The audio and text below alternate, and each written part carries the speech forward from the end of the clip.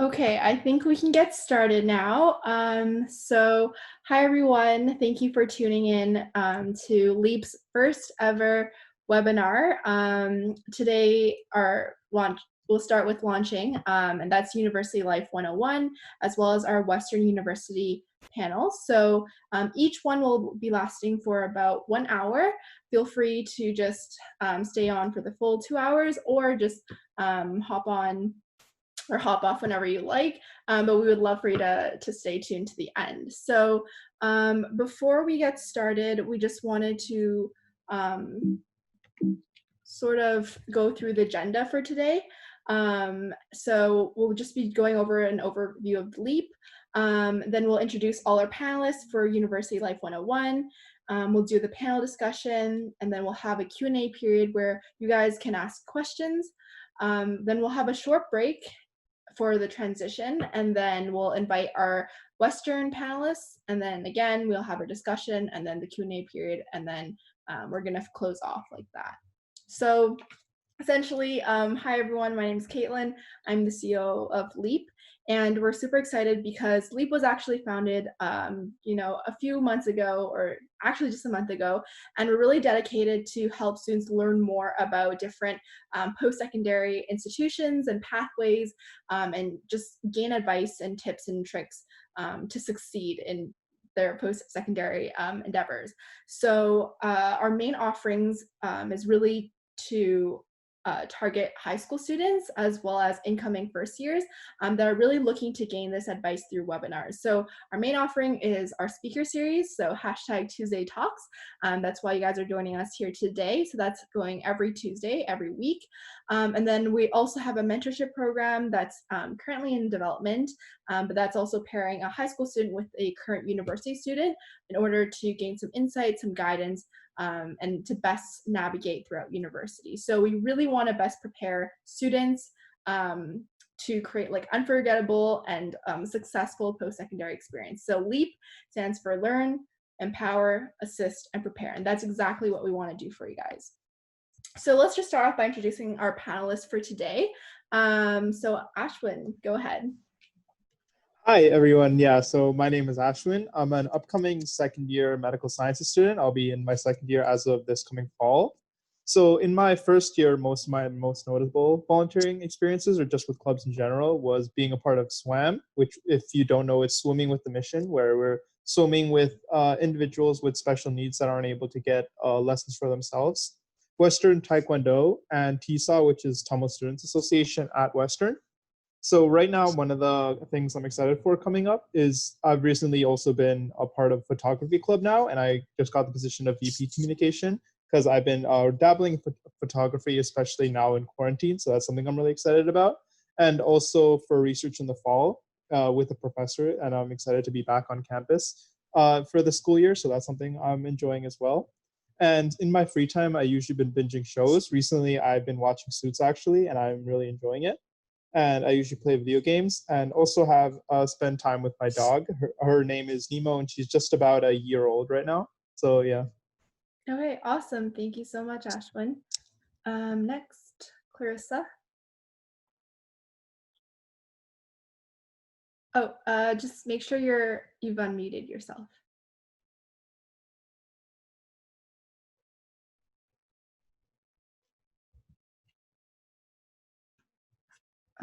Clarissa.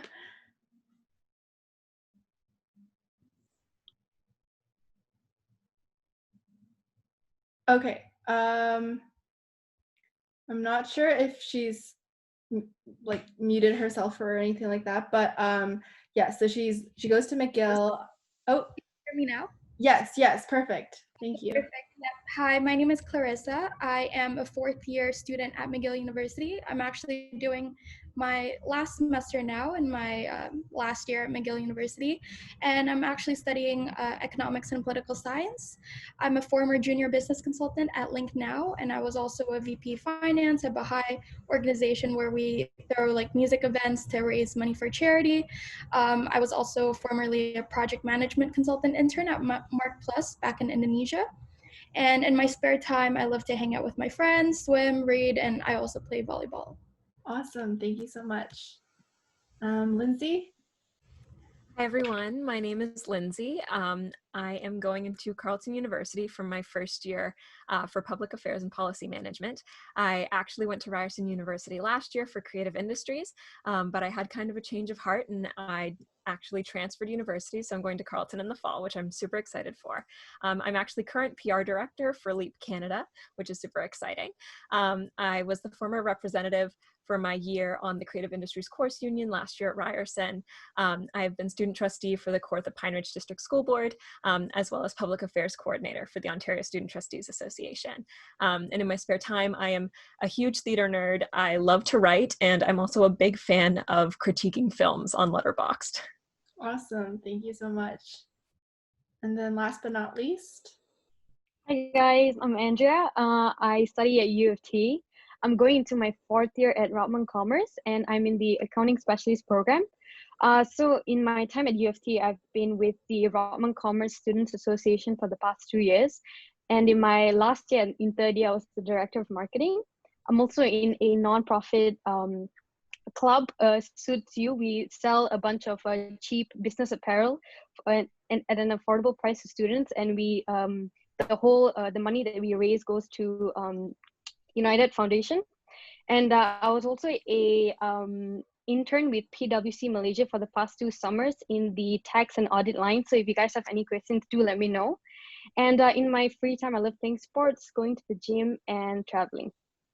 Awesome. Okay, it was great hearing from our 4 panelists today. So we're just going to get started into the discussion. A lot of you have submitted questions when you registered, and we decided to address some of the most common questions just to get to everyone's questions.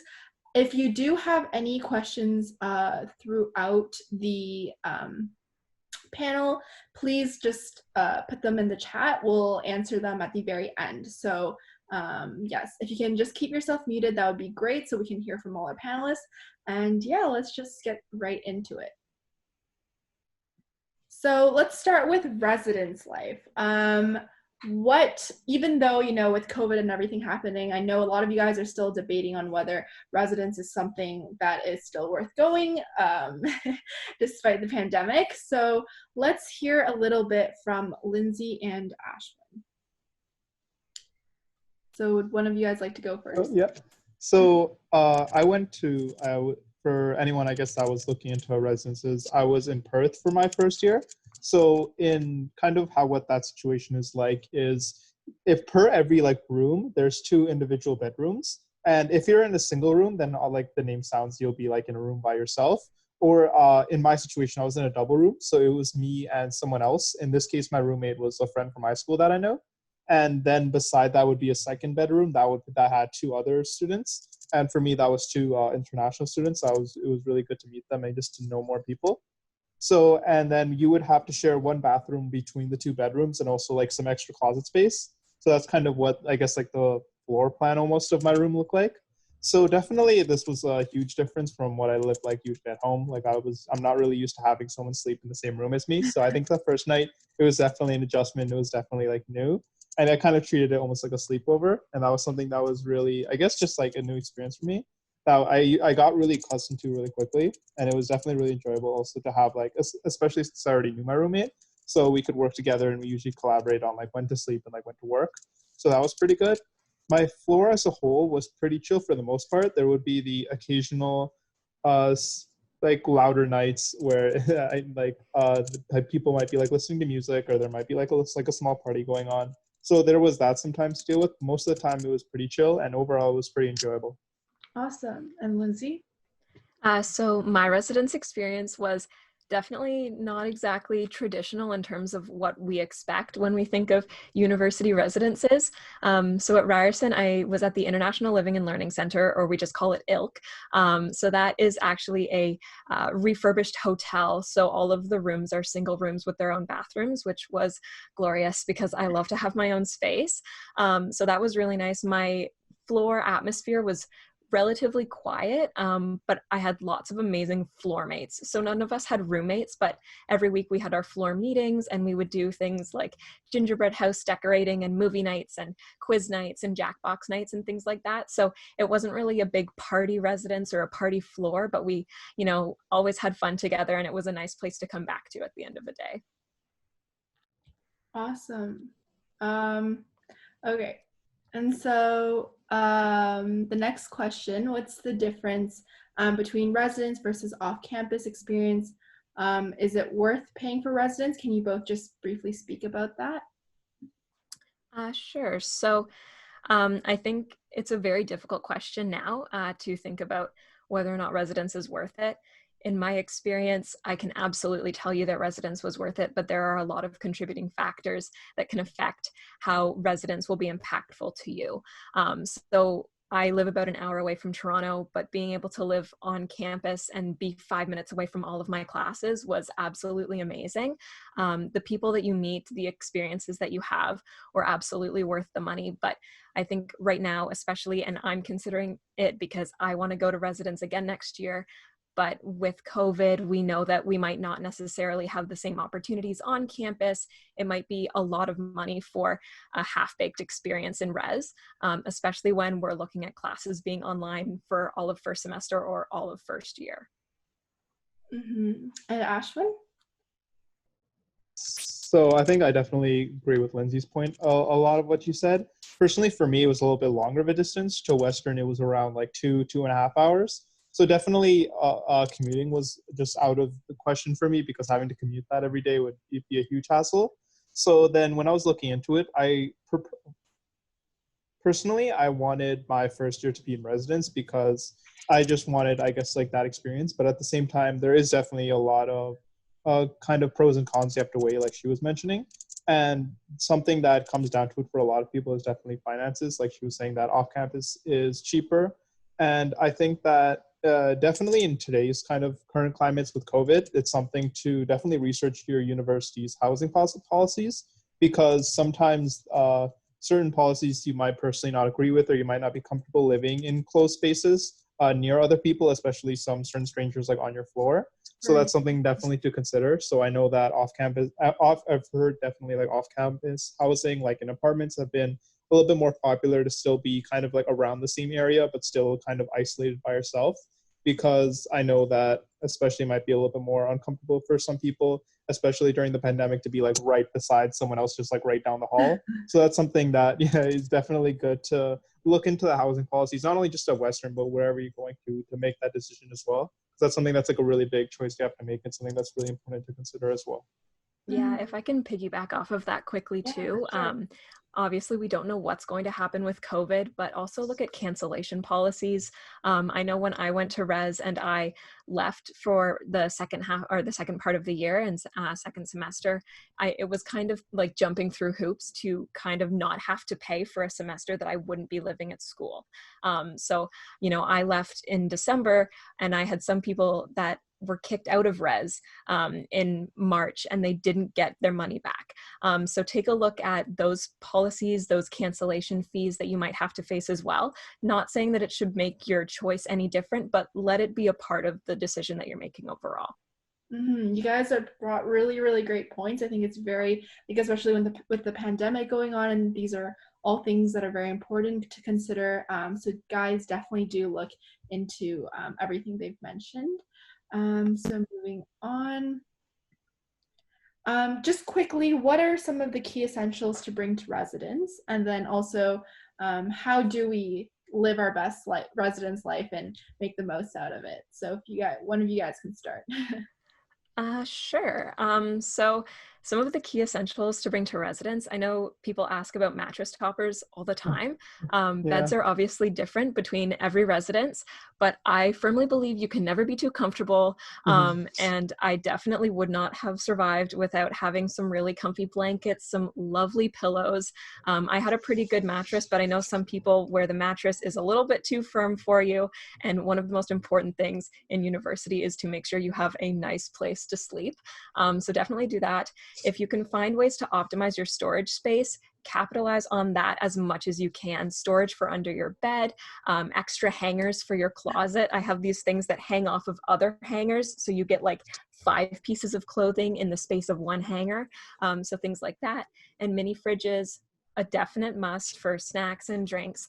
And also check your university's policies for those as well. Yeah, I definitely strongly agree with the points on sleeping as well. That's something I definitely really appreciated in university, is getting that quality sleep time.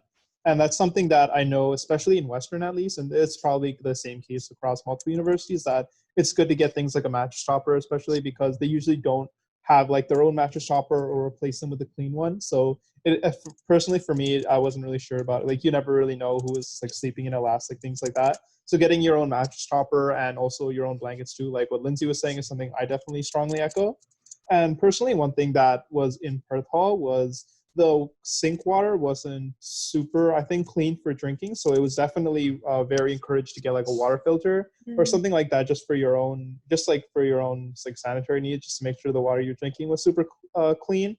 So I know that Brita filters were especially popular, not only just in Perth Hall, but just across residences in general, just to make sure you're drinking clean water especially.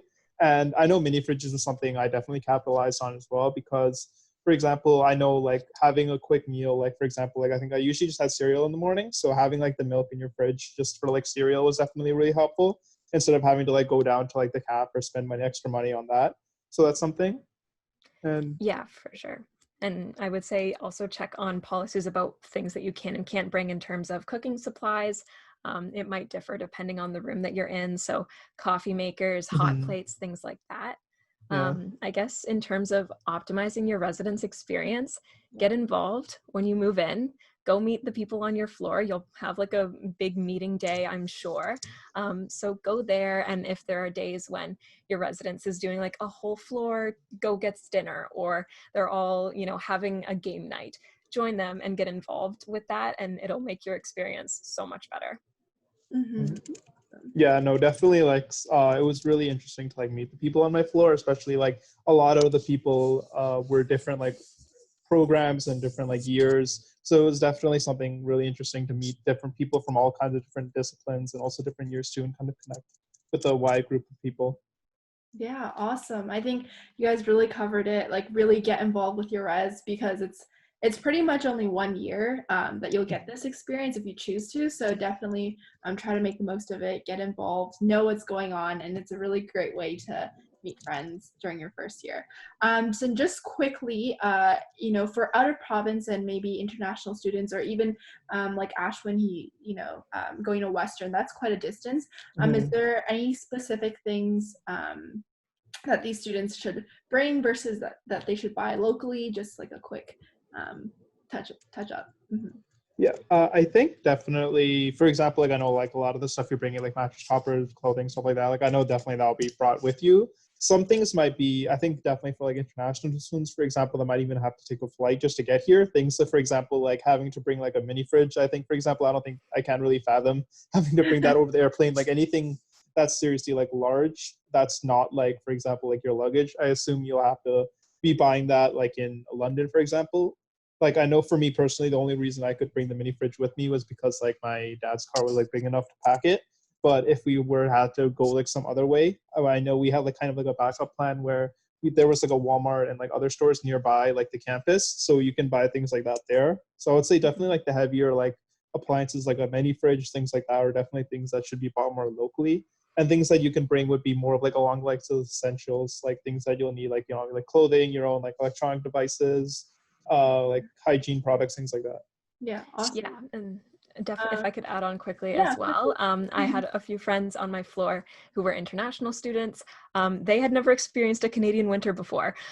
So if you're coming from a place that might not have winters as cold as ours, I think a good rule of thumb is to pack at least for the weather of the semester you'll be facing. So it might not be the best to pack all your summer clothes for the fall semester, and don't feel like you need to pack a winter coat in your bag, but be prepared to buy it. There are very few things that you can't buy if you forget, and definitely if you're traveling internationally or a long distance, pack the essentials, like, and just if there's anything else you can get when you arrive at university, do that. Yeah. Awesome. Okay, thank you guys so much. Now we're going to move on to finding the balances. So we're talking about work-life balance, with academic as well.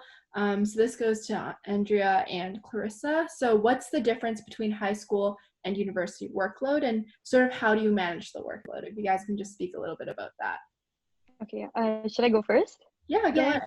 Okay, thanks, Clarissa. So I definitely think that university has a more intense workload than high school.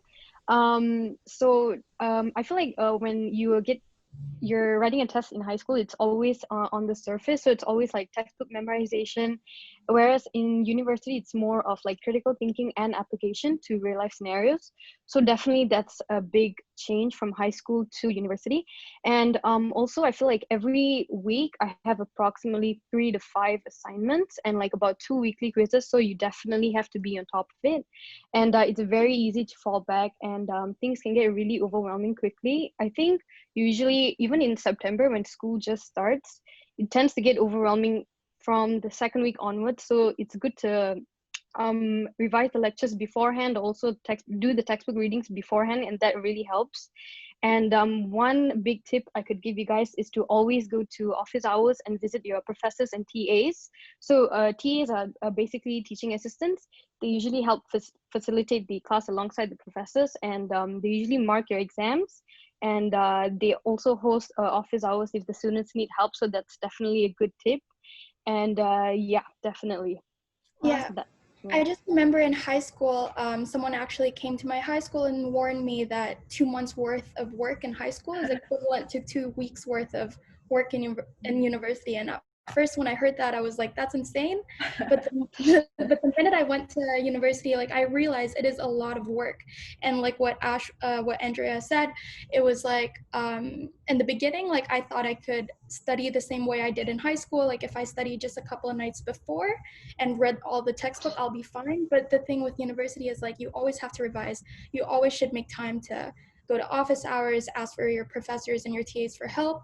And also it's important that I know you guys, I'm sure you guys did really well in high school, like otherwise you wouldn't have gone into the university of your choice. But it's important to not be a perfectionist. As like I'm a perfectionist myself. I always strive to get like 90%, 80%, 100%, whatever.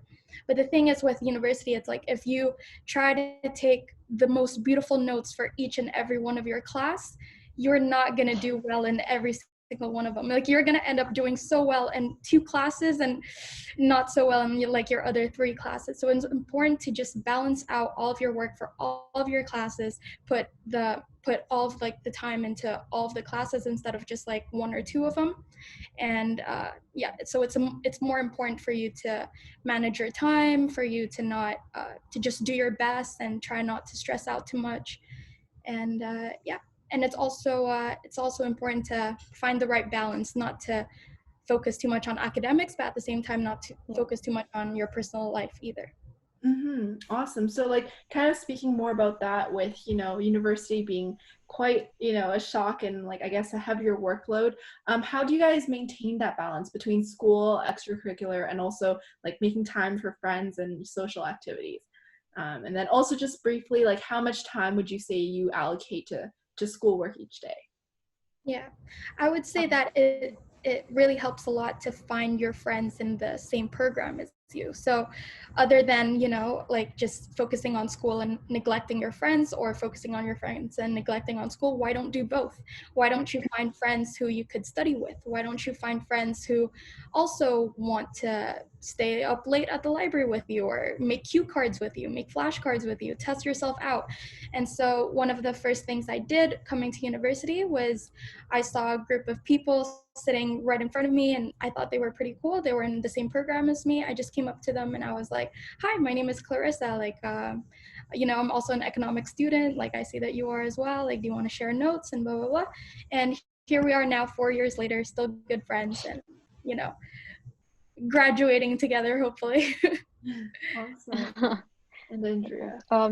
Yeah, so to just top up Clarissa's point, I think I study about on average maybe 4 to 6 hours a day, and it's usually difficult to try to allocate your courses, because if you're taking 5 courses, you have to prioritize the more important one, and you have to make a good balance.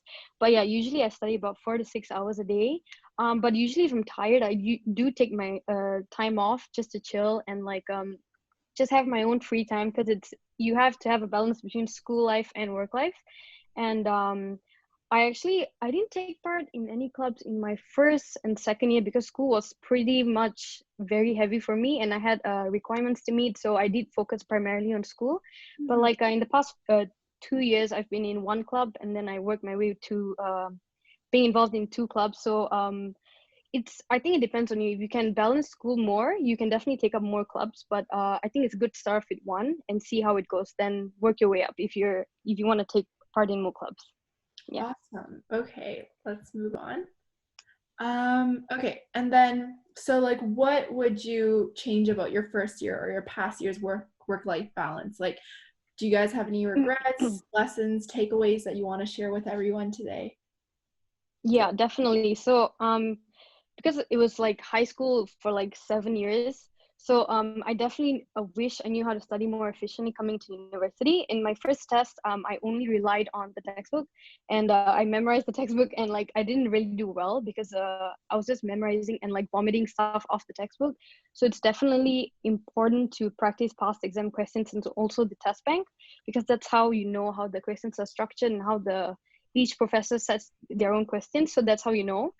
And again, like I said, go to office hours to speak with the professors and TAs because they know best. And if you're feeling unsure about something, they definitely are there to help you. So don't be shy and don't be nervous. There's always help in school. So yeah, I wish I went more to office hours. So that's my biggest regret. And Clarissa. Yeah, for sure. Well, one of the biggest lessons I could give is that quality over quantity is definitely correct. During my first year, I probably lived at the library. I spent about 6 hours a day studying, and during my second and third and fourth year, once I started taking extracurriculars and I started having a part-time job, I knew that I can't allocate that same time to studying. And so that's when I knew that if you just sit down for 2 or 3 hours a day, focus and not open your phone, not open anything else, social media, whatever, that's a lot more helpful than spending 6 hours at the library every day, but taking breaks and opening your phone most of the time. And also the other advice I could give is just to learn to say no. I know during your first year, it's you're at a new environment, you're trying to make as many friends as you can. And so when they ask you out, it's hard to say no. And most of the time you feel left out, and you would probably mostly say yes, but it's important that sometimes saying no it's something people value in a person. And in the end, your friends will respect you for saying no and staying at home and studying instead. And also know when you do need help. There are times where I felt like the workload was manageable and that I could get through it myself, but now it's every single time I ask my professor if I could have extra time, or if I don't understand this one concept in class that he taught, it's fine. They are there to help you. So it's important for that. I think what you guys have mentioned is super important. I think by learning how to study and do well efficiently at school, it definitely saves up a lot of time for you to do other things, whether it be extracurriculars or just relaxing, spending time with friends. So that's all great. And just for you guys personally, what's one way you deal with burnout? What's the one strategy you guys have? For me, I usually just take a day off, and if I need more time, I'll usually take 2 days off. If it's really bad, because sometimes I feel like I push myself too much, and I feel like I should give myself more time to relax. I usually just chill. I go to the gym, or I just go out with my friends, have a good dinner. So that's how I usually just relax, and watch movies. Awesome. Yeah. For me, it's pretty similar to exercise for sure. Exercise and also hanging out with your friends helps a lot. You guys can rant about school and your professor together. It's a great way to let go of your stress. Yeah. And so also like Clarissa, you mentioned that, you know, it was really difficult to balance between like school and other commitments. And you mentioned on taking on a part-time job. So would you recommend taking on a part-time job? And, you know, Andrea, you can add to that as well. Yeah, I wouldn't recommend on taking a part-time job during your first year. Definitely. That's when that's when you just like everything feels so new to you.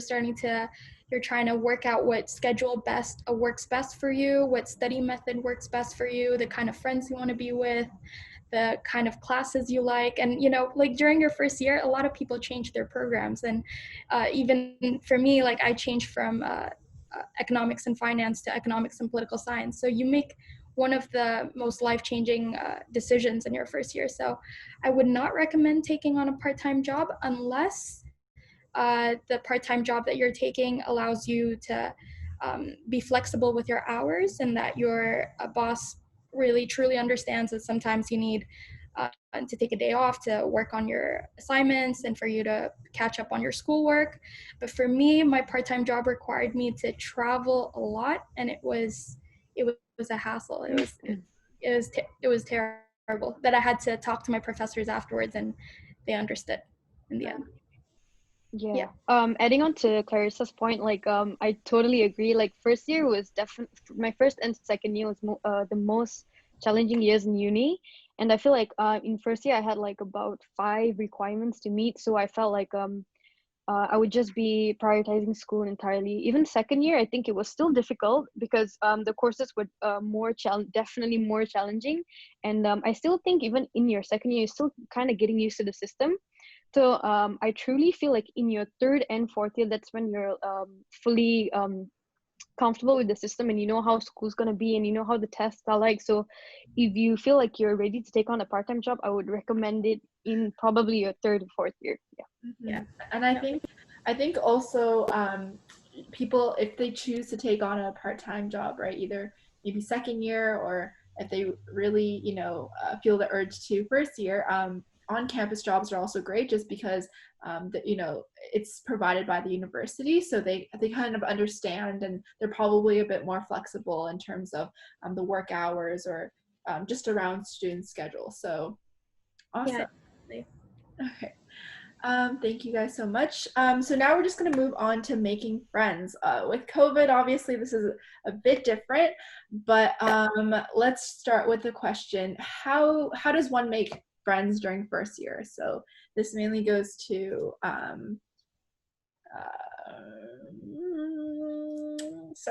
Lindsay and Clarissa. So if one of you guys want to start. Yeah, sure. So making friends during first year, there's a couple questions on the screen that kind of how does it compare to high school? Mm-hmm. It's simultaneously easier and harder at the same time. Like there are so many people, but it's like you see them so. Let me rephrase that. It's so much harder to see these people consistently, but you see so many more of them. So once again, getting to know your roommates, your floor mates, I think that's super important in my first year. And once again, we talked about extracurriculars. Don't necessarily use me as an example. Do what's best for you. I joined 2 extracurriculars in my first year.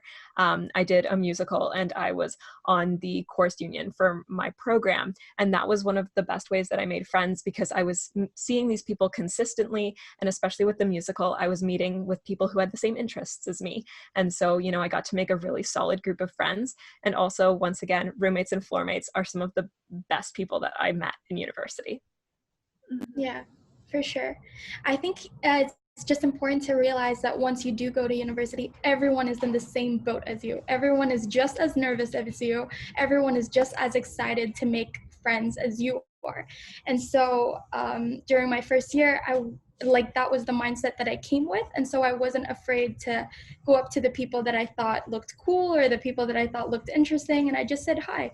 Like hi and smile goes a long way for me. And I made most of my friends in my residence. They were living on the same floor as me, and I just knocked on their door and said hi. The other ones, like I said, I just came up to them in my economics lecture. I thought it was such a boring lecture that I had to make friends there at one point.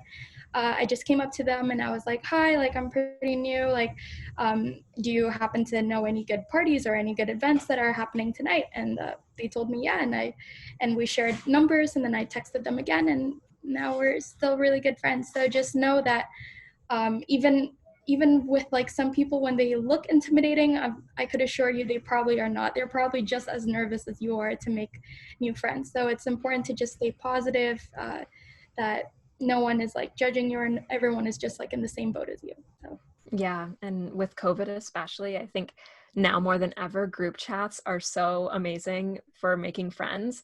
I know personally, making friends is not always my favorite thing in the world. I get a little bit nervous, but being able to have group chats on Facebook, Instagram, Snapchat, whatever, is amazing because you don't feel like you're going into university alone, because you feel like you have a familiar face in a class, even if you've never really met them before, and you get to make all these really solid relationships before you ever step onto campus.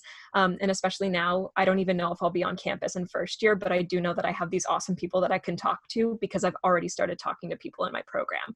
So if you see things about group chats in like your university Facebook pages, definitely join them. yeah. Awesome. Okay, very, very solid advice. Yeah, if you guys do have any more questions, feel free to drop it in the chat, but we're just going to continue moving forward. So next, we're going to just quickly talk about extracurricular and clubs. These are really important parts of university, and a lot of you have already mentioned that that's where you find your group of friends. That's where you find people that have the same interests and passion as you to keep you motivated. So let's start with the first question. So are extracurriculars and clubs in university similar to high school? And why don't we start with Ashwin? Yeah, so definitely in terms of similarity, I would say that a lot of the core, you'll find a lot of like, I would call like the core extracurriculars are definitely the same. Like no matter what university or like high school even went to, like there'll always be like some kind of sports club. There'll be like an eco club, for example, or like a debate team, like things like that. Like I say, they're like some of the first things that come to mind. You'll definitely find anywhere. But I think definitely in terms of university, especially coming out of high school for me, there was a huge, like a much larger diversity of clubs and extracurriculars, like things that I never even thought of, or like things that I think would have like never been implemented. Like I know, for example, there was like a firearms society at like Western, and I was like, I when I first heard about that, I was kind of like in shock. It's like I never even like thought about that as like a club.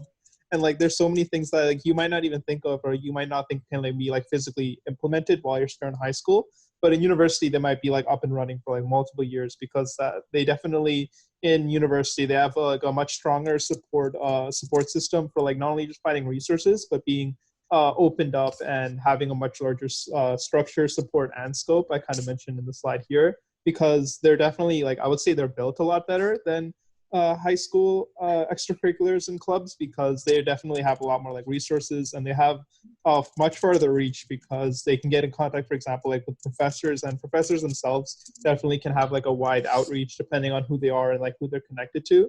So I think that's something to consider as well. So I would say they're similar in the sense of there might be a lot of overlapping topics, but I think like how they're run can be widely different, and also like how important their reach is and like how far they reach out to is something that's a big difference when you go into university. So that's something also to think about.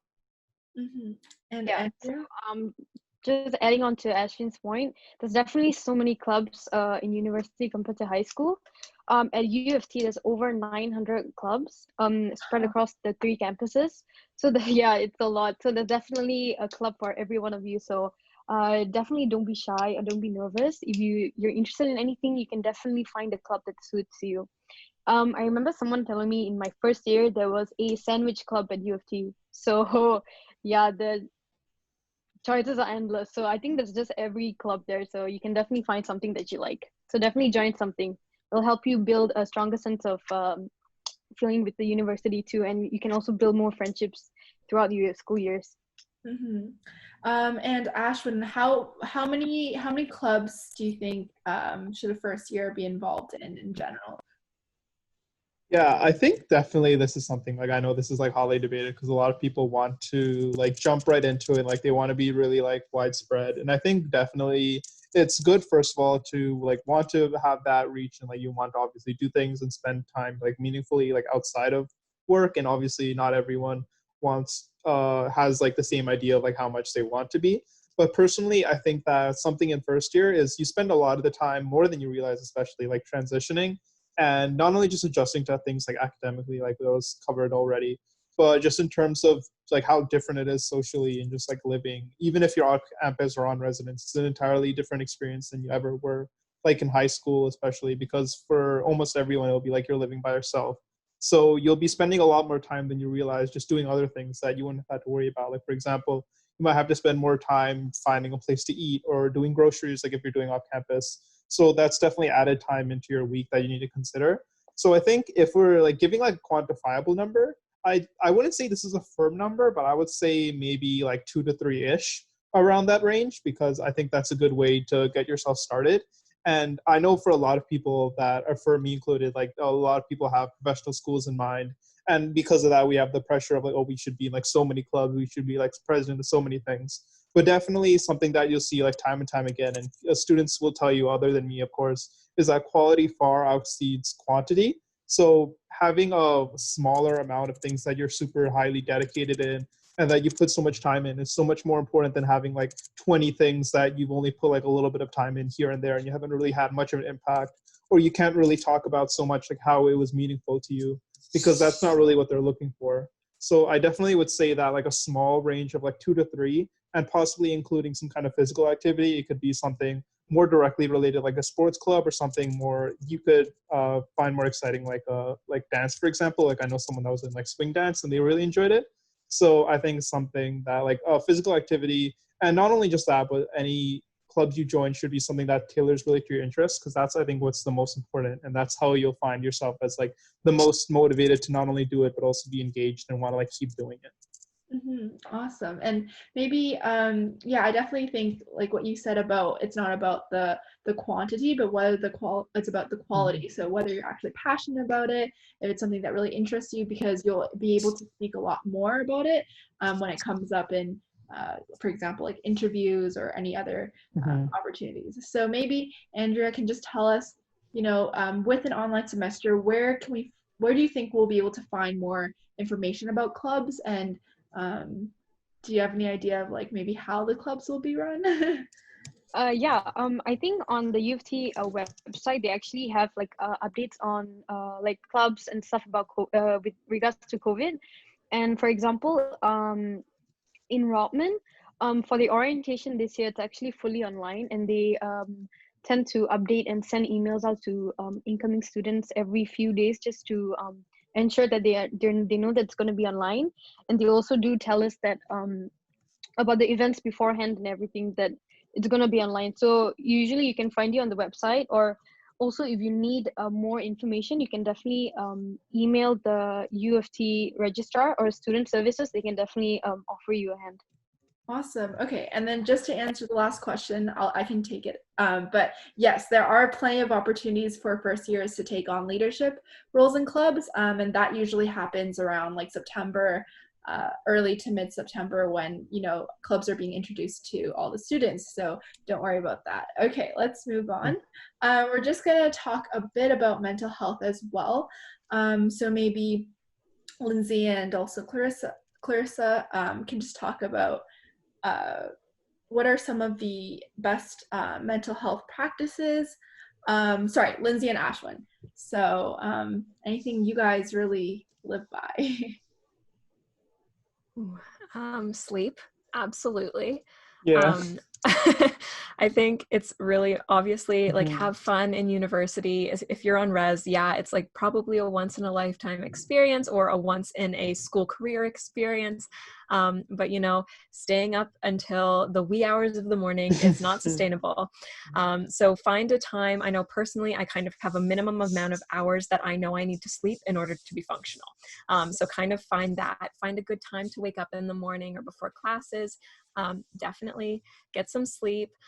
Set a schedule. I think scheduling is really important, because if you aren't consistently keeping track of due dates, when you should be studying, when you have extracurriculars, when you want to hang out with your friends, when you want to go home, your life will just kind of fly at you. And I would lose track of a lot of things. So keeping a schedule is definitely important. I can also tell you from personal experience, there are lots of supports at university if you need to reach out to someone, an academic advisor, a therapist. There are therapy dogs that are on a lot of campuses. Please, please, please reach out. University is definitely a very new experience. You're not alone.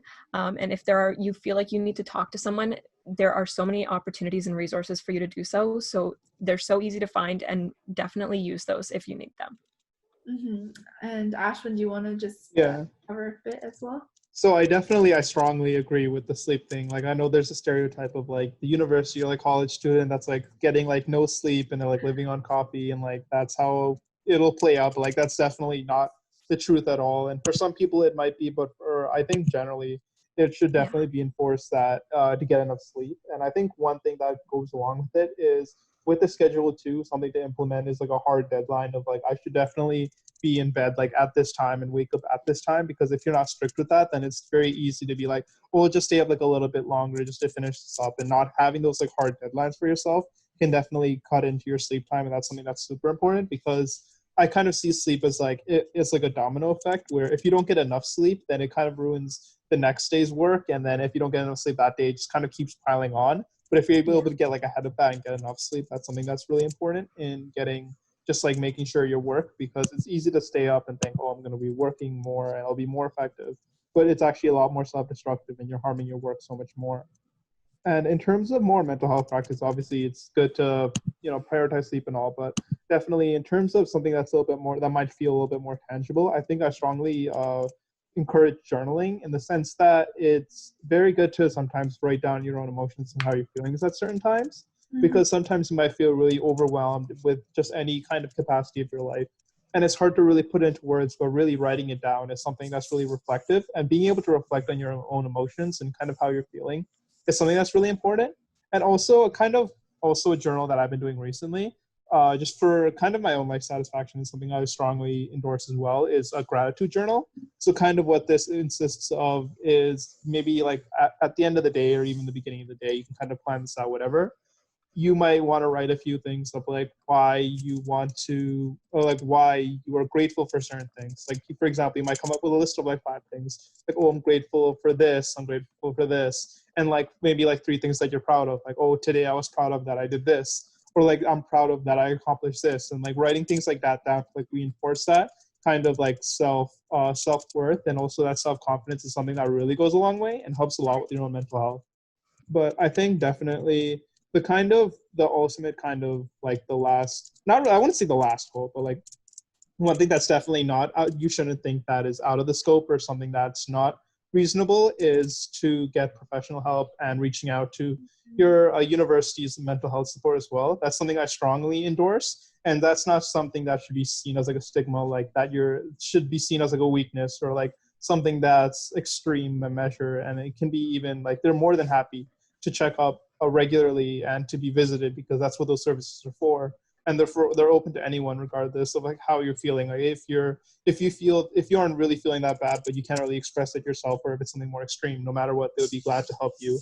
And that's something that's really I strongly endorse. And for people that can't seem to really put into words, or they don't feel comfortable talking to someone but they do want to talk to someone, and someone they would feel more comfortable talking to, like a professional, that's something I strongly encourage for your own mental health practices.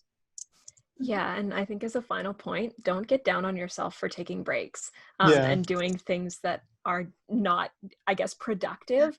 I think in high school we have like this idea of free time, but when we get to university, keep in mind in high school we were going to school for a whole day from like 8 a.m. to 2:30 in the afternoon, or whatever your school schedule was. And university is a very similar time commitment. And, I think when we're at university, we think, oh, I have to be studying all the time, and then we burn out. But, if playing video games is something you like to do when you're stressed, if you like to read, if you like to just hang out on your phone for a few hours, don't feel bad about yourself for doing that every now and again, because if you totally cut out all of the things in life that help you de-stress and, self-care, then you're not going to have a good time in university. Awesome. Okay, I think you guys really touched all the points. And then lastly, quickly, before we get into the Q&A, would Andrea and Clarissa just want to talk a bit about studying abroad? So what are the opportunities to study abroad? How does an exchange work? maybe like what year would you recommend for students to go abroad? So yeah, one of you guys can start. Yeah. So I would definitely recommend you, if you were to go for an exchange, I would definitely recommend you going in your third or fourth year.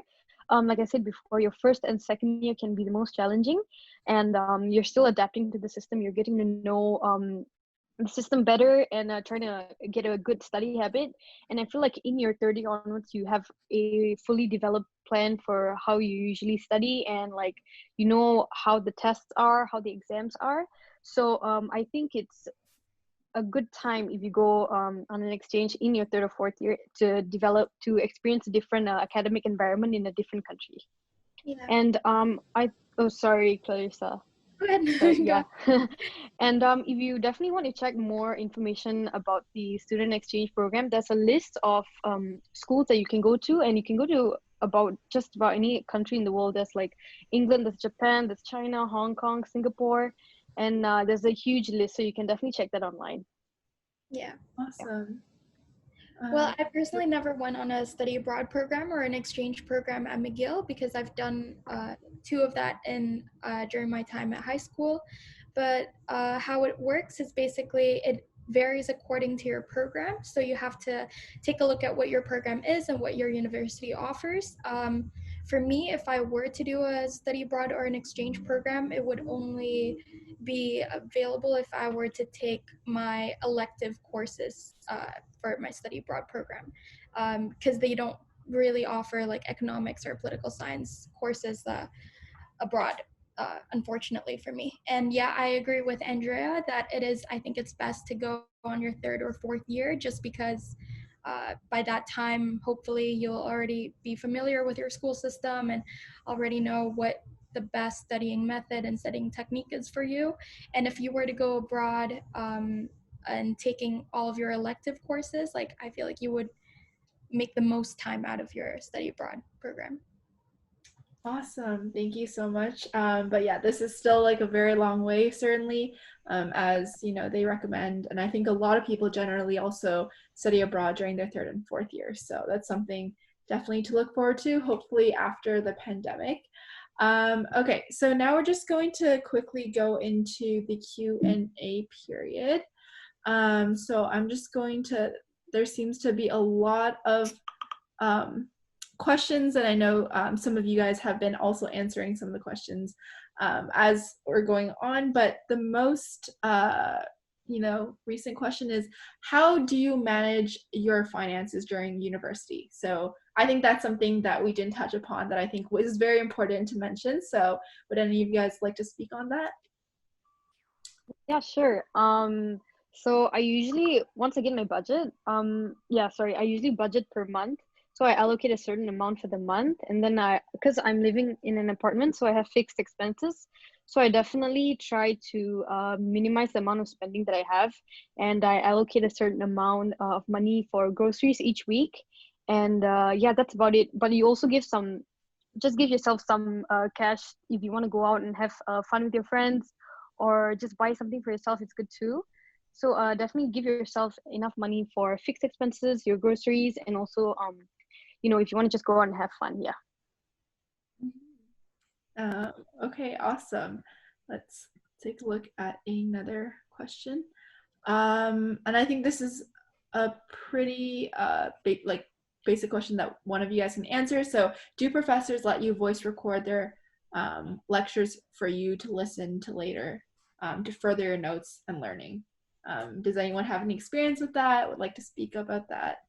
I think right now, in terms of, since everything's going to be mainly online, I think you can probably expect like audio recordings and things like that in the future. Like I assume with like Zoom calls or like however, for the most part, if like they're pre-recorded lectures or if they're doing it live, I am pretty sure they'll be doing recorded options, because I think that would be the most convenient. But you can definitely get in contact with your professor at the beginning of the school year just to get a heads up, like, hey, what can I expect in terms of the lecture, because it might change from professor to professor.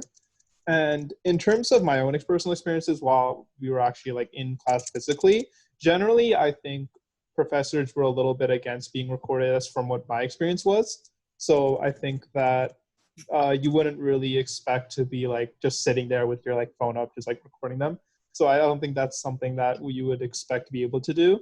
But I think that generally, like for example, like if they were presenting with like a PowerPoint or something, you can probably expect that like after or even before class to like fill in as you go or like write comments in. So that's almost like a transcript of the lecture in itself, because you will get a sense of like what they're saying and like what has been said. So that's something you can definitely use as like a resource. Yeah, just to add on to that quickly as well, check the syllabus when you get it, because some professors actually tell you whether you can and can't. If you want to record it, ask your professor first, because it can actually be seen. I know from my experience, we had a discussion about how it can be an infringement on the professor's intellectual property. So talk about that, ask your professor about it. If it's for something closer to accessibility concerns, there are also offices that you can go through with your university to make sure that you're getting the notes that you need for lectures and the proper accommodations for lectures as well.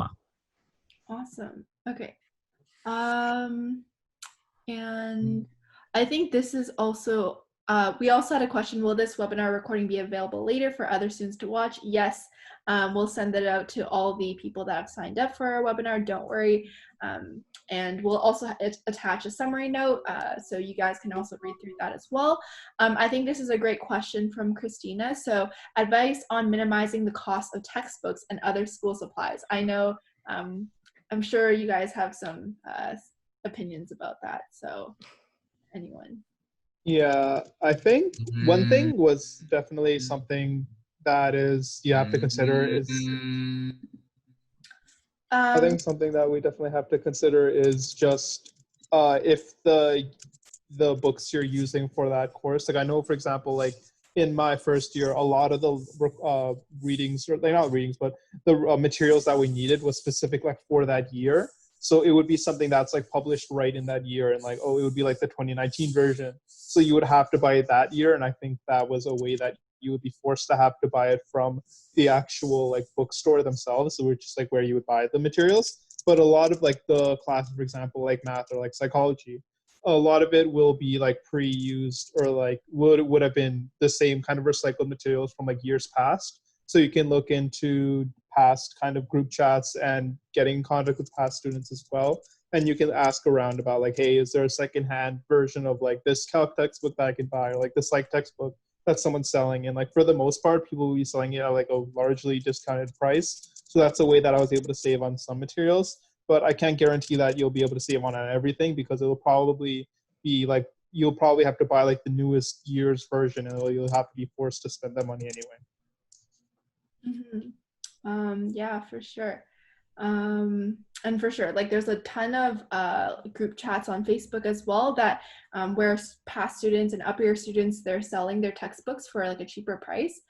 So definitely look into that, because there's some profs or some courses, depending on the syllabus, obviously, that reuses some of the textbooks that previous students have.